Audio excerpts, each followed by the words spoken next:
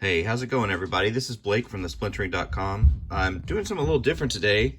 What I have right here are several art cards. I've really been into doing some of these art cards to I guess, draw on. I'm having a lot of fun drawing all kinds of new characters and things on here. But I want to do a quick video of them, just sort of kind of keep a record of them.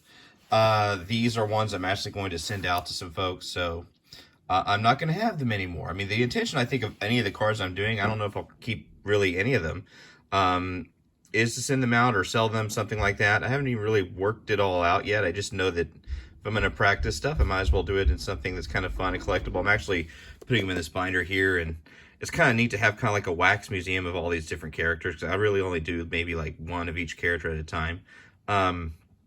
Anyway, going on a little long, but yeah, so I figured I'd show off these a little bit because, like I said, I'm about to send them off, and so this way I have a record of them in one way or another before they're gone. And so we can take a look at the ones I've got. I think the first one I did, especially out of this pile, was this one, and this is, of course, the alternate comics / Pete Samedi creation, King Cryptid. So this one, I left it black and white. I think that it works real well. You can see he's got the like a firefly on his finger, illuminating his face. I really like the way that the trees turned out in the back.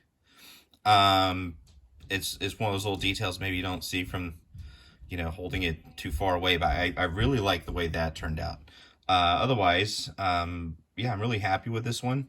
I did send a scanned image of this to Pete, and he may include it in one of the books as like fan art, something like that. So if you like it, but you just want to look at it at some other point, but don't, you're not on the receiving end of this card, and you probably aren't. You can still take a look at it there. But yeah, I was really happy with the way this one turned out. I know it's a little bit static of a pose and of an image. But yeah, I think it worked out okay. I think you can make out the firefly, which was one of the things I was a little concerned about. And again, I really like the way that the background turned out. So I'm happy with this one. Let's see, I also have, let's go ahead and do this one. The Spectre, which honestly, when it was a black and white card, I wasn't that keen on it. I didn't feel like it turned out very well. I think adding the background, especially the planets and this really bold green on it, really helps it a lot, helps it pop. But I still think it turned out to be a pretty cool card. It's also hard to draw something this small for me. I have different sets of pens, like the art pens, but I'm still getting used to, I guess, making small strokes and minimized strokes with some of these really small pens. So that this is giving me practice doing that. But I think the color on this one really helps bring it alive. So we've got the moon and the earth in the background. His face looks a lot better with some of those colors on it. You see the very light green and everything. So yeah, I feel like this one turned out pretty well. So he's one of my more appreciated superhero characters that, as far as I can tell, hasn't been ruined by DC Comics yet. But yeah, so let me tell me what you think of this one if you get a chance. Let me go ahead. I'll go ahead and move on to this. This is of course, Patrick Thomas Parnell's Scarlet Heart character. Now this one, let me see. Yeah, I went ahead and put, yeah, after Shane Davis on the back, because I used the Shane Davis cover for Patrick's Johnny Phantasm cover, or one of his books, to kind of get the face down. And as I was doing that, I realized the face itself, the head, was way too close to the image that Shane did. So I mean, there's a few differences, and of course the pose is different, and like the turn of the shoulders and everything in the background. But that head was so close. By the time I finished, I went ahead and put after Shane Davis on the back. But the Scarlet Heart's one of my favorite characters from the Johnny Phantasm series. I really dig his look. I'm not sure what resonates so much about him. I guess I like Sandman and Shadow looking characters. And he's a unique looking one. I like his mask, the mask with the hat and everything. It's just neat. So, yeah, I was pretty happy with this one turned out. I like the way that the gold colors turned out. I'm really trying to work with, these are all colored with just pencil. I don't have any, Copic markers or anything fancy like that. So these are just colored pencil. But I'm happy with the way like the gold plate what do you call it? I can't remember what that type of armor that thing goes on your shoulders called. Pauldron or something like that. I'm happy with the way that turned out. I'm happy with the way that the heart kind of sticks out. But yeah, this is one of my earlier ones too, if I'm not mistaken. So yeah, this one's cool. Again, this one's being sent out, so happy trails to that once it gets going. Let's see, this one is probably a lesser known character to some people. This is Chakan the Forever Man. He's a character that I know mostly from video games, but I have started reading. Well, hello, miss. I have started reading some of the books that the character is based on, or that the video games are based on. Essentially, he's a cursed swordsman who challenged the devil, and it didn't go very well for him. He defeats the devil, but the devil tricks him into living forever to fight evil, and so that's why he's called the Forever Man. It's also why he kind of looks like a zombie. But this one looked great, I thought, in black and white, but I still wanted to go ahead and give it some color. You can see it's got lots of black and white. I guess you call it hatching. I'm not even... There's so much of it, I'm not sure. But yeah, this one looked really good in black and white, but I still think the eyes really pop this way. You get a little bit more definition between like where his arms and hands and sleeves start and stop with the color. And you also get a little bit more with the hat there. So I like this pose. I wish I'd positioned that sword slightly differently, maybe a little bit lower, because as it is, I mean, I know it looks okay, and I actually like the script on the sword. I can't believe I managed to do that with the pens that I have. But if you just give it a first glance, it almost looks like, because his nose is popped up like that like he's sniffing it. So I kind of wish I'd done a little bit different there, and thought of something a little bit maybe lower so that it's pointed down, or maybe just giving it a different angle. But again, I'm still really, really happy with the way this one turned out. But yeah, this one's going to be on its way out soon. And finally, this is the one I did most recently. This is, I'm sure some folks will know who this is. This is a Cyberfrog. This is probably, I guess, the brightest card out of the ones that I have. He's got a Philadelphia Phillies hat on, and of course a baseball glove. So this is probably pre-end of the world happy Cyberfrog, right? Blowing a big bubble with bubble gum. Ready to play ball with his favorite hometown team. This is the new version of the character with the blue on the sides as opposed to the yellow chest. So this is the, what would I say, like the blood honey version of him, not the old 90s version of him. The metal parts on him are always hard to draw. And I guess by the way I did this, I didn't have to get the metal pieces on his neck because of what was in front of his face. And really the only other places are here. You can see that one hand going up into the glove, and then the one finger here. So this pose worked out well for that. I'm always working on trying to improve how I do metal, because growing up, whenever I drew characters and things, that's not something I really focused on. You know, when I drew Batman or Superman or any of my own characters, there wasn't a whole lot of like metallic sheen. All you had to do is kind of draw the outline of a naked dude and put a cape on them, usually. But yeah, some of these fine details of some of these really intricate character designs like him are trickier for me. So this was a good exercise. I like it because I don't think I've seen anything like this. You know, I don't think this image of Cyberfrog is something that I've seen anyone else do, and so that I'm really happy with. This one I think I did a little differently on the back. Yeah, I made it try to look sort of like a what do you say, like a baseball card, since that's what it looks like. That's why I gave it a black border. And, you know, Cyberfrog trick on. I said he was outfield because I figure if he can bound around the way he does, that he'd be really well suited for that. Card Bathed by Discover. There's me. Card number 175. That doesn't really refer to anything. I just want to put a number on it. I didn't have anything fun or referential in that number.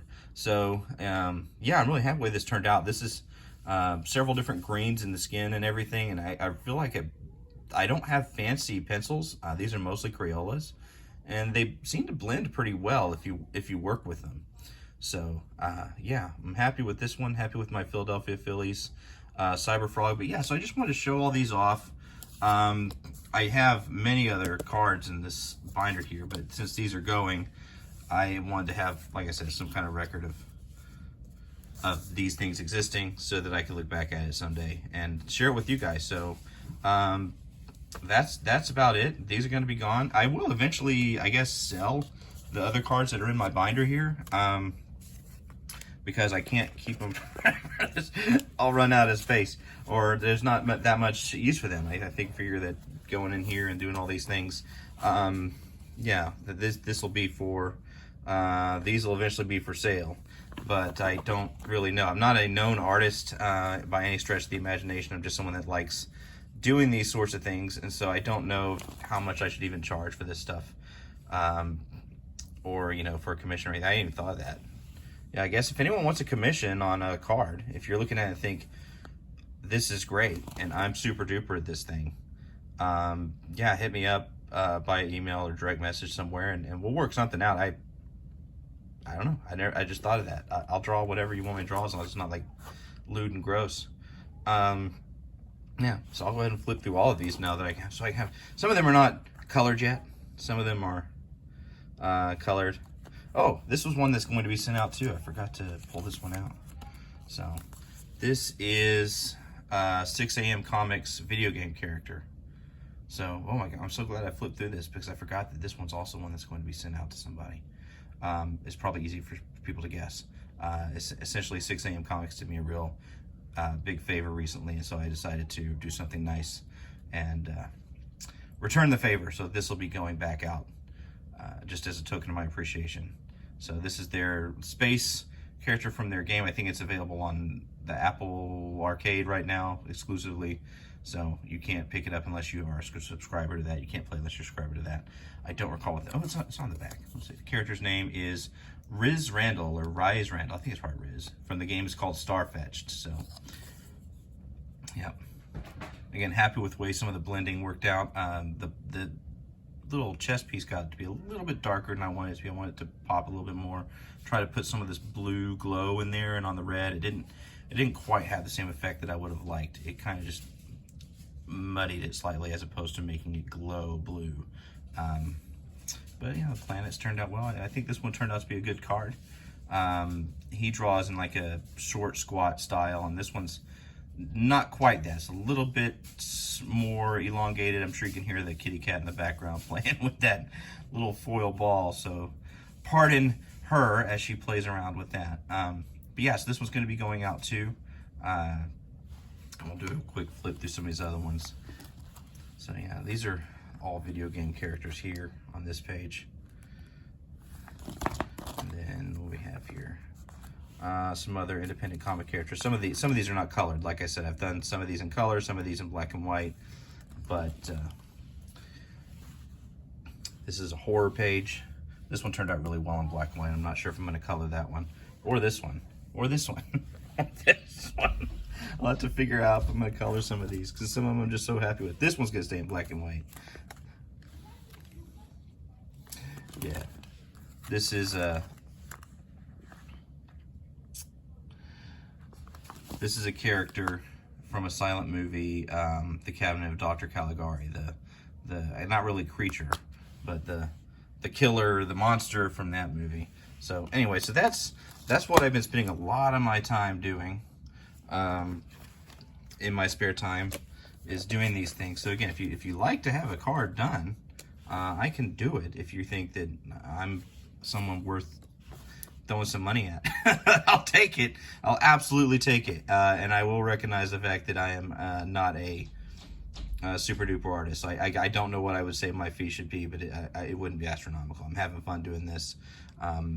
So just hit me up one way or another. And this video went far longer than I expected it to. But so if I do this in the future, I'll probably just do like less cards. What do I have? 6 here now instead of 5. But yeah, that's going to be it for me today. Again, this has been Blake from thesplintering.com. If you have something to say, I would really like to get some feedback on the cards, on the art, so that you can give me your tips on what I'm doing well, what I'm doing not well, just anything. I'd appreciate it. Again, I'm sort of new to this. Please hit me up in the comments down below.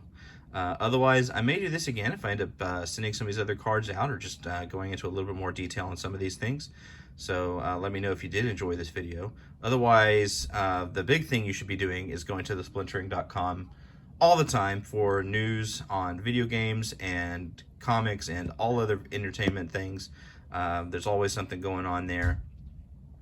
So again, that's thesplintering.com. You can follow us on social media at the Splintering everywhere except Twitter, where it's at _splintering, because someone's camping on the Splintering as their handle. And if you'd like to support us in some other way besides commissioning a card, you could always go to our TeePublic store and buy something there, will ya? It's got all kinds of items on it, mugs and shirts and everything else that TeePublic offers. We have designs there. So that's the best way to support us financially if you just want to throw us a bone. Help us keep operating without putting paid ads on our site, which right now we don't have. Won't be able to do that forever. But that's it. I won't bore you anymore. Thanks so much for checking this out. Oh my gosh, if you stayed with me to look at my art cards for, 16 minutes now, I really, really appreciate it. Y'all have a good one. Happy trails.